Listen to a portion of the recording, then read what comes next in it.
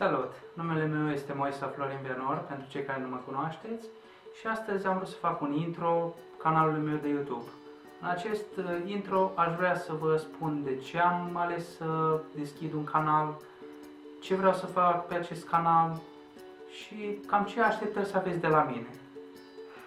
În primul rând am ales să deschid acest canal pentru simplu fapt că vreau să-mi schimb mie activitatea de zi cu zi.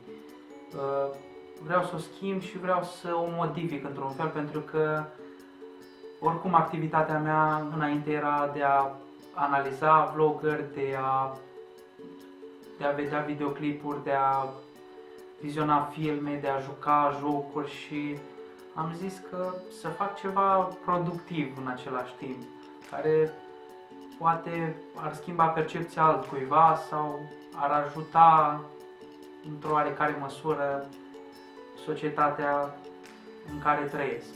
În ceea ce privește conținutul canalului meu, acesta va avea mare parte teme analizate, teme amuzante, discuții despre societatea în care trăim, ce se întâmplă în jurul nostru. Voi avea de asemenea și sesiuni de gaming.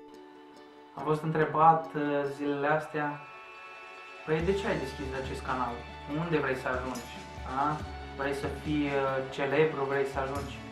Păi, sincer, nu cred că o să devin celebru sau ceva de genul.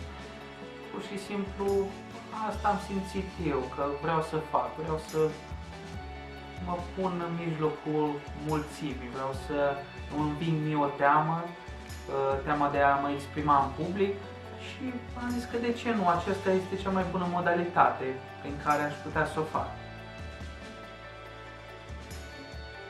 Cu această ocazie vreau să mulțumesc tuturor care s-au abonat fără să știe pentru ce s-au abonat și sper să aibă încredere în mine. Vă mulțumesc pentru timpul acordat. Dacă v-a plăcut, puteți să dați și un share, un subscribe pentru cei care nu sunteți abonați. Sper ca activitatea mea să vă placă.